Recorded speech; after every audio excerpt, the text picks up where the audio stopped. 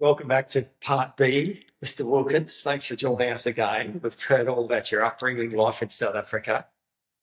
You've cashed in all your chips. You're in Australia, you sold the house. First contract at TSS. How long was it? 6 weeks? For 6 weeks. 6 weeks. 6 weeks. And what was the job at Milk Bay College? The contract was that permanent? That was going to be a permanent. Well, I've probably gone on probation, but it was more of a permanent post. And Heather said to me, skip that, rather come to TSS. So you do a 6-week contract. What are you teaching? Economics.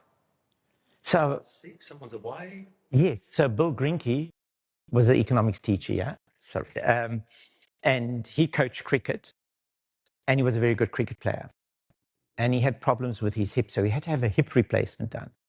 So he went in for a hip replacement. So they had to find someone for 6 weeks. So I came down, had an interview, and I'm trying to think now of the guy's name. He's at Bond University. Gary Nusafora interviewed me. That's it. So he... Performance manager he was back then. No, he was one of the deans. Yes, he was one of the dean of students. He gives you the job, get the knob. Yes, so I get the knob for 6 weeks. So I come down now, and I say to them now, because now I've got no I've got no place to stay. Staying with, yes. 6-week contract, you're not commuting. No. Where do you go? I was actually just about to move out of their house, because I'd stayed with them for 3 months, into a shared apartment. So I got it down and I said, look, I'd like to come to boarding. They said, look, we can't offer you something. Come down. Virgo Buckland was in charge of Dilprat, and he wasn't prepared to take me on without seeing me. So I had to come down and be interviewed by him. So he did interview me, and he was very happy with me. He said, yes, absolutely. And then he said, yes, I can go into Dilprat. And so I came down actually 2 weeks, because I had nothing to do. I came down 2 weeks before my contract started, moved into the boarding house, and I'll never forget, in Dilprat, up in the roof, right on the left-hand side, that was my room. With the balcony? No, that's below, right up at the top. So then you moved into the palatial things. Down, absolutely. You're upstairs, and it is a shoebox. It is. The door is often used as a cricket wicket. So I moved in there, and I attended the economics classes for 2 weeks to see how things were done, what they were teaching, etc., etc. So I was very grateful for it. So I'm teaching for the 6 weeks, very different to South Africa. So it means I actually had to learn the Australian economy. And if I make the comparison, I would say South Africa's education is more rote learning, whereas the education in Australia is more applicable to things. They put everything into practice. So your teaching methods and that had to change to a certain extent. I mean, in economics, look, I taught economics, I taught business management here, and I taught accounting. But economics was my big thing here at TSS. So it was for 6 weeks. Came up for 6 weeks, he said no. Now this was in April. So it was in the beginning of the second term. So they said, he said, no, look, things are not right. He wants another 2 weeks off. So they offered me a contract for another 2 weeks to the end.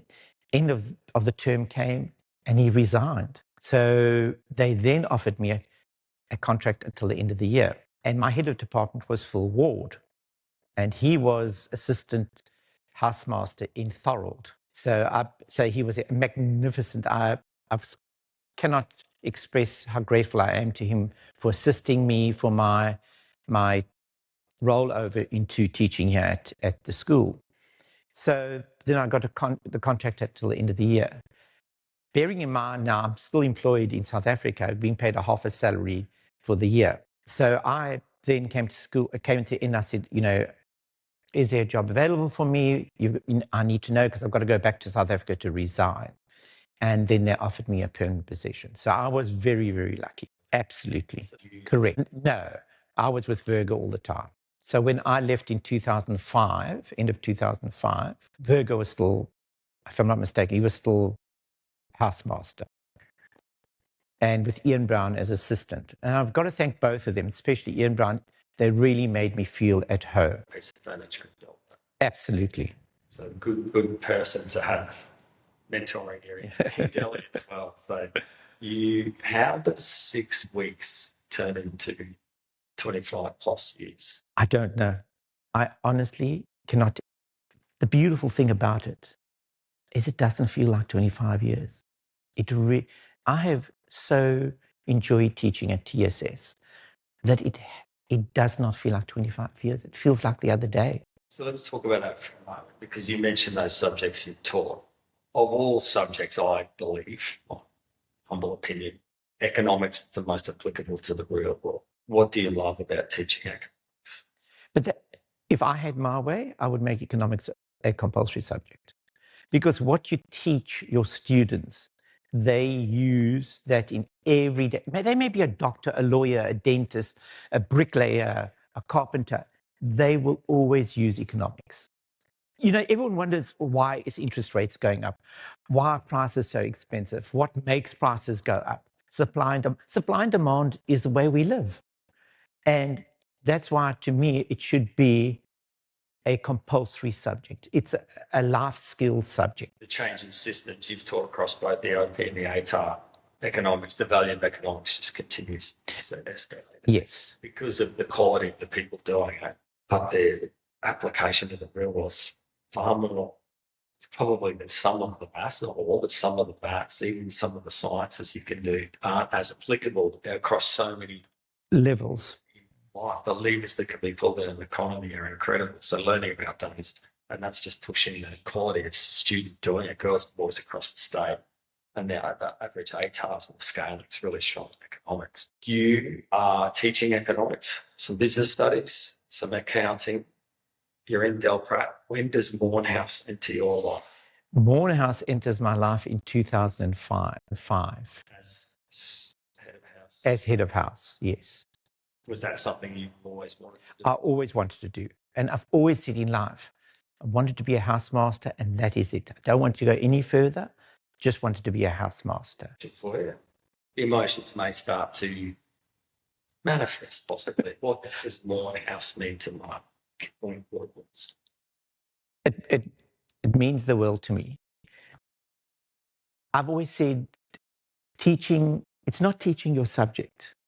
For me, teaching your subject is 30%.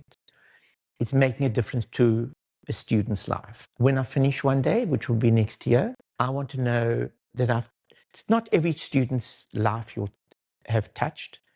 I just want to have touched someone's life in something they have learned from me as a person that they will use for the rest of their life. And that was my philosophy in Mourne. I had an open door policy. I was honest with the boys. I was strict with the boys. They knew I had very high standards. To me, Mourne was their home away from home. I wanted them to come to school and feel comfortable, that there was no problems, that they could come to me with any problems, we could solve it. Very often I forced them to do things that they didn't want to do. But what I was trying to teach them in life is not everything goes the way you want it to go. And there are things in life you have to do as much that you don't like. My father always said to me, go quickly, going back to the 2 years military service. In those days, a lot of people kicked up about it. And my father said to me, go into the military go and do your military for 2 years and make the best of it. Don't swim against the river, just swim with it. Go with it, it'll teach you languages. It will teach you values for the rest of your life. And that's what I want to distill in the boys at Mourne. So very often I would say to the boys, you don't come to chapel.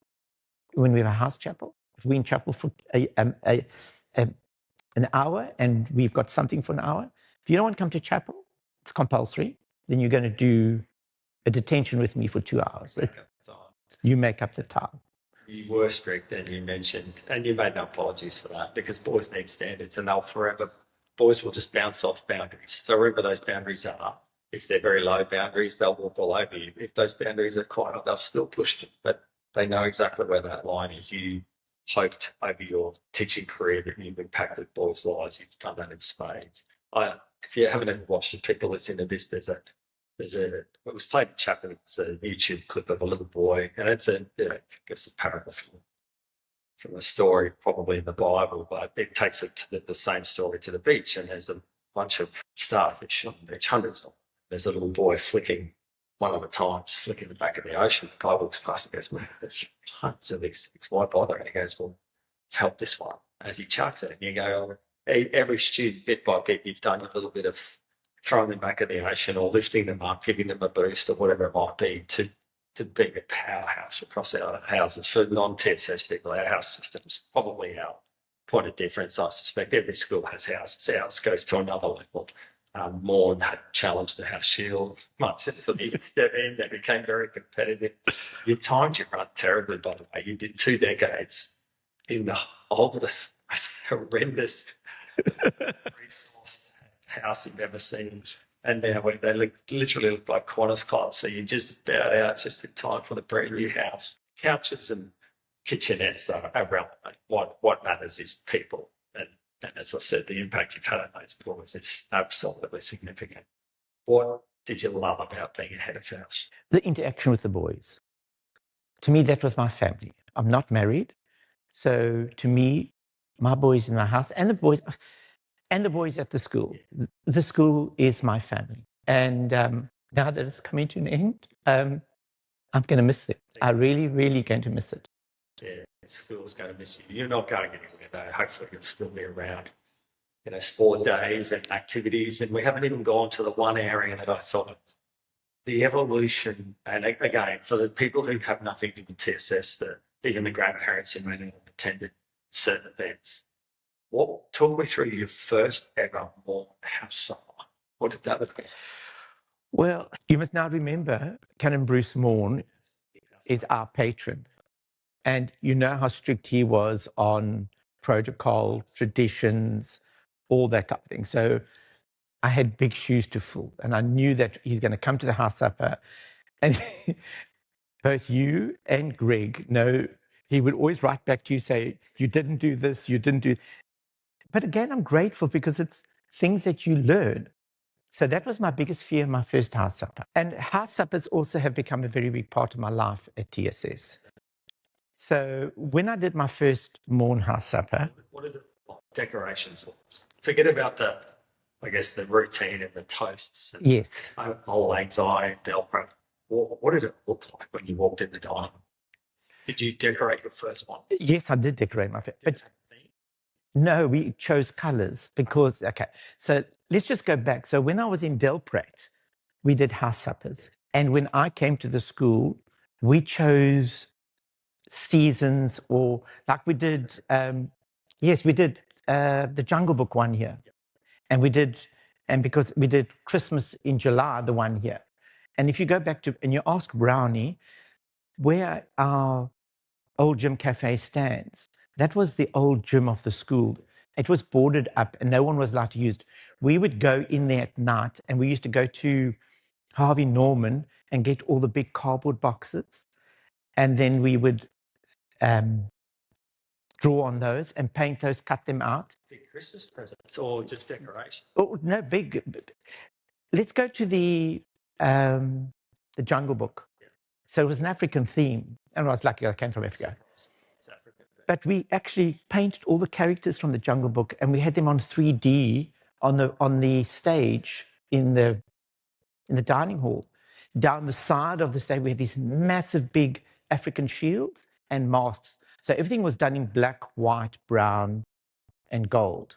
So that's the type of thing I did in Delprat in the 5 years I was there. When Morn came along, we went then more into a classier, if I could put it that way, house supper. So it was tablecloths, candlesticks. Where I started, we didn't have much at TSS in that sense. So that's when I started up my collection of candlesticks and all the things that we do now in house suppers. So they've gone from literally looking like a bowls full of paper napkins to now being like very, very high quality. Yes. That's all because of you. You love it. Did all day house, I know boarding houses did house suppers and always had a theme, like country theme or whatever. Did every day have some house supper? Yes. Sit down at that point in time. Did they decorate? Not to my extent. So that's where it all started, where I thought, well, I wanted to do a great house supper, a memorable house supper. That's your motivation at the time. Yes. You just wanted a great evening, memorable evening. Did you have any experience in events? Yes, I did, because back this comes from my mother. This is my characteristic, my artisticness from my mother.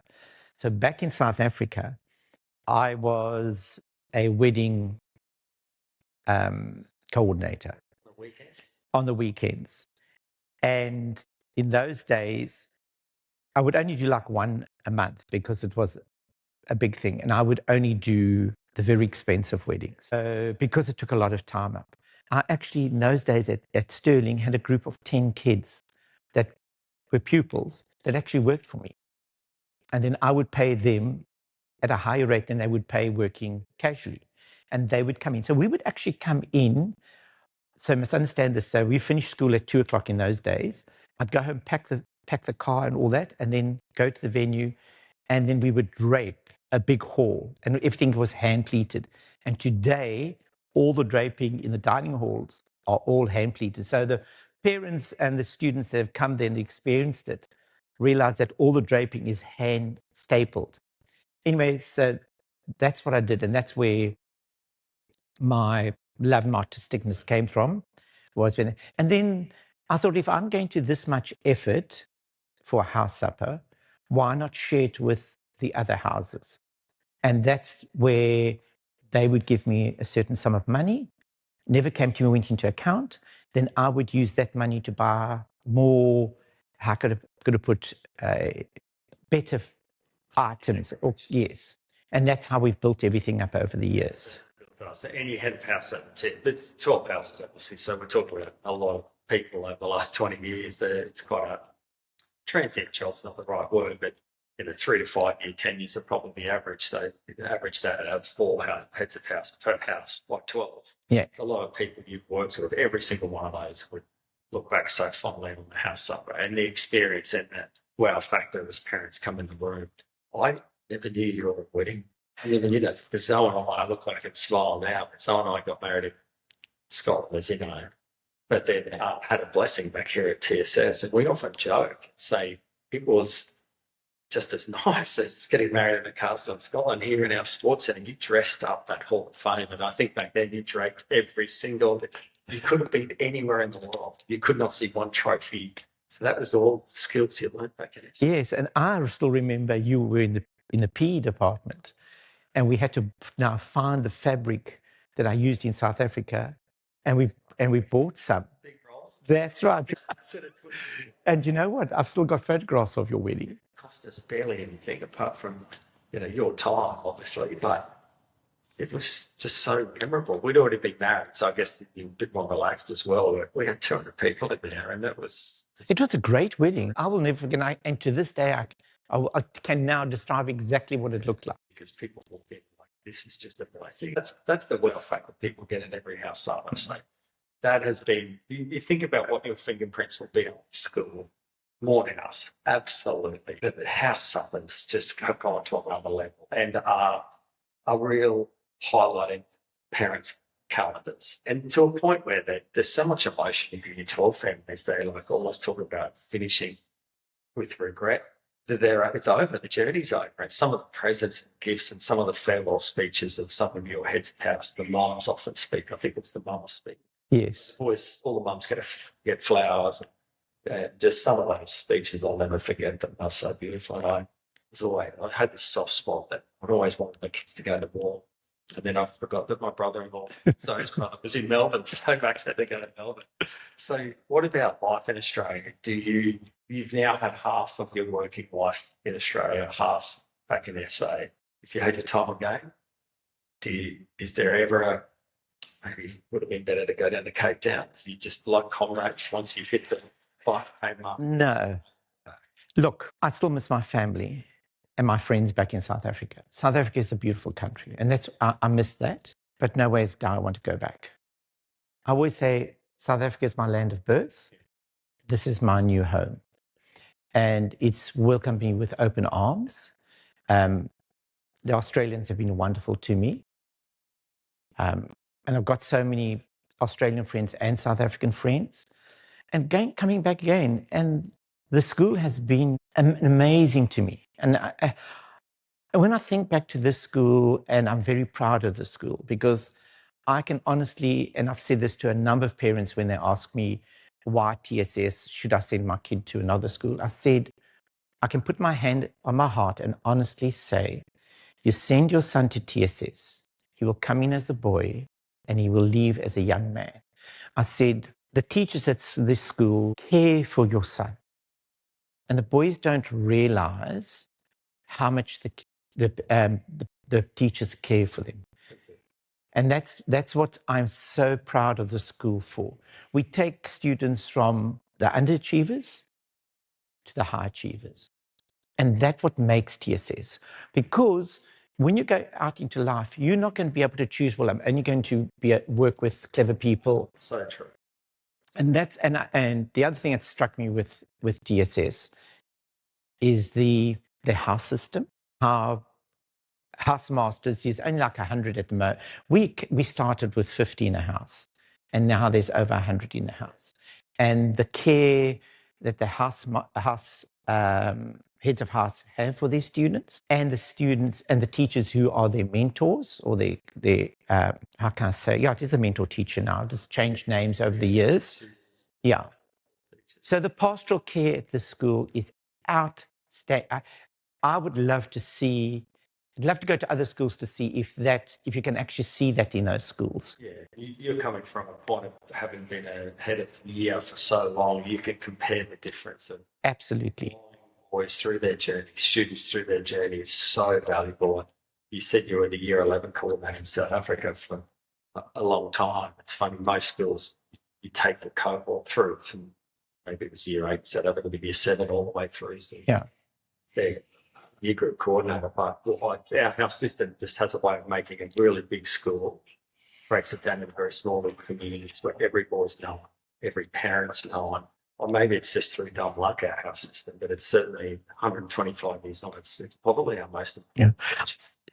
Sometimes I wanted, as I've been a housemaster, and of course you can't do this, I want to take a child and shake them and say to him, make the use of every opportunity that the school gives you, because it gives you so many opportunities. Don't waste your time. When you leave one day, you are going to regret that you never did this.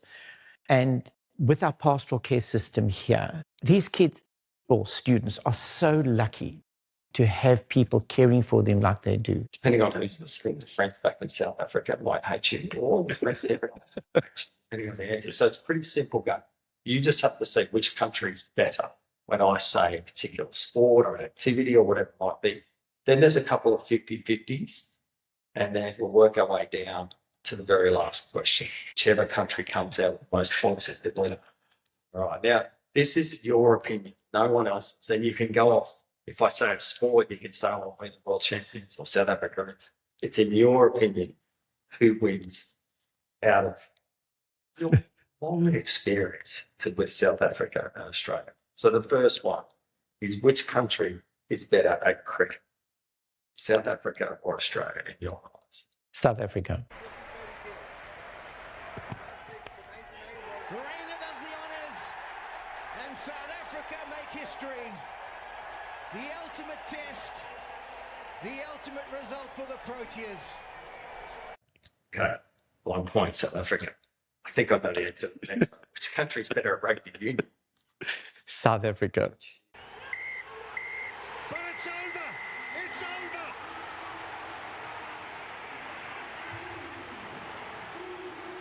It's a 4th Rugby World Cup for South Africa. South Africa's off to a flyer. I know the answer to this. Which country's better at cheerleading? Actually, South Africa. I thought you were going to say that.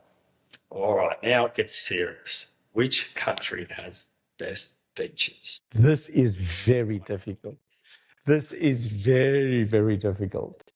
Rather than sitting on a beach in Durban, take all the rubbish out. So let's say Noosa. You know what? The beaches are so similar. They are so similar. I mean, I fell in love with the Gold Coast. I just love just the vastness of all the sands. But when you go down to Sydney and you get all the small little beaches and the bays, that is beautiful. But then on the other hand, if you go to South Africa and you go up the Wild Coast and down Cape Town Way, the Garden Route, the beaches and the bays, they are stunning. So I'd have to say 50-50. Okay, now I would say Australia. Would you rather go? So this is one of these 50. Yes. Would you rather go on safari, or would you rather go snorkeling? I would say snorkeling at the Great Barrier Reef because I've never done it. Australia gets the point there. Okay, I hope I pronounce this. I hope I don't offend anyone. Which is more organic, the South African Ubuntu, The Bantu? Bantu, or the Aussie mateship? Which one? Which one has actually more gravity to it? I must say the South African Ubuntu. Would you rather a massive mansion in Johannesburg, big pool, all the guards you need around it, or a unit at Bondi? Unit at Bondi. So glad I said that. So I would as well. Okay. Now it gets a bit serious. We're trying to get straight. In your experience, to take all of everything else away, who's got better schools, South Africa or Australia? But now it's difficult because you're looking at the private schools and the government schools. Yes, but you must remember that there are a lot less of those in South Africa than there are here. I would say the private schools in Australia. Who's got better schools, South Africa? I would say Australia. It's 4-all. And I'll put these two at the end in case Australia would struggle. Which country has the best salaries for teachers, South Africa or Australia? Australia, by far. This one was just in case it was a dead heat right in the very end, because South Africa started strong. Which country is the safest? I have to say Australia. Having been to South Africa, I really, really have to say that. Well, in your eyes and your experience, Australia wins 6-4. So next time someone says to me, what country's better? I could say, Mark said Australia. I honestly would say that. You know, what I miss is the beauty of the country. A lot of things have been destroyed in South Africa, unfortunately, but the beauty they can't. You know, I was walking along the beach in South Africa and I looked out and I said, with all the problems this country's got, that beauty they cannot take away from it. With all of your experience, Mark, growing up in a beautiful family, solid foundations, military service, well educated, you then moved to Australia, had a great career here. TS6 is very much an anchor point in your life. What is your advice for a young student entering TSS for the first time? Embrace what the school offers. Take every opportunity it throws at you and make friends at the school that you'll have for life. I'm blown away with our Old Boys Association. And that's what we lack in South Africa. I actually went back to my old school, Sterling, and they don't reach out to the Almata like we do. And I said, you could make so much more of the school if you did that. And they're actually going to start doing that.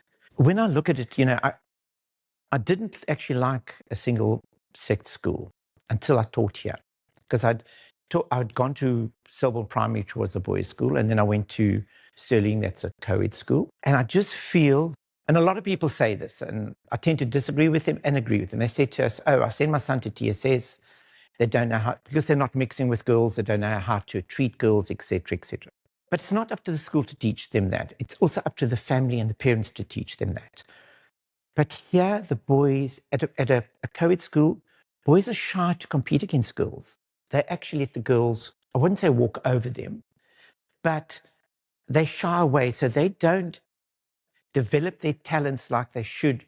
Whereas at this school, they are competing against each other. So you actually get the best out of your son by sending him here, because he's going to. And the other thing that blows me away with the school is that we really encourage the boys to get out of their comfort zones and to try things that are totally, totally different to what they would take. And that is the biggest thing. So if I meet anybody, I said, if you can afford it, you send your son to TSS. And some of these TSS boys don't realize that their parents go away on the annual holidays. They don't have a second car just to send the kids here. So that's why I get annoyed when the students come here and they don't make the use of everything the school offers them. We're so lucky, and it just isn't. You're getting reflective, getting close to the end of your teaching career. You mentioned the whole OSA. I intentionally interviewed you down here so we could have the surfboards. In fact, I was going to finish, but you can't see it on the camera, people, but we're looking over our main oval, over the Centenary Centre, through the trees there, you see the clock tower. Having worked in this community for nearly 30 years, what will you miss the most? When you hang up the tie or the pen? I will seriously miss the students and the teachers because they have become part of my family. And I would be lost and lonely if it wasn't for them. So I really, this is the best thing that's ever happened to me. So I am very grateful, as I said, to TSS. You know, when I look up there, that clock tower will always be my memories. And the boys that have gone through the school when I've been here will always mean the world to me. They are my children. That's it. And and people say, what year level do you, or what year 12 group do you prefer to? It's not that. I can't compare that. I will not compare one group to the next group. It's the same thing when I've had brothers in the house. And people say, oh, which brother do you like? I said, I do not compare brothers. Each brother has their own strength. And that's what you've got to learn, is that people are different. And that's what the boys must realize. They've got to go out into the world, be happy and accept who you are, and go out and find your talents, develop them. Don't go and try and copy other people. Just be yourself and go out there and make the world a better place. That's the good stuff. What are you not going to miss? There's got to be something you're not going to miss. Andy, with my hand on my heart, I honestly can't say there is anything I'm going to miss. I really, there hasn't been a day that I've woken up and say, I don't want to go to work. And when you think if you look at this campus, where in the world do you get a campus like this? You would never, you come down Dixon Drive, and you wouldn't say you're in the middle of a city. You would not say you're in the middle of the city. And we have everything here, all the playing fields. We don't have to travel 30 minutes or half an hour away. We are so lucky to what we got.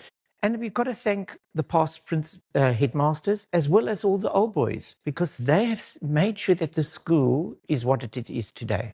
The architecture, I think we don't recognise enough the value of having a separate prep campus. So primary can do their specialist education, senior can do their specialist education, because they are very, very different. And I would hate to have a campus where you have from preschool all the way through grade 12 with conflicting staff, and it'd be really hard, staff being torn across different year groups. And so I think having our prep campus, which is incredible, then coming the boys to just cross the road to the senior campus, we're just so lucky.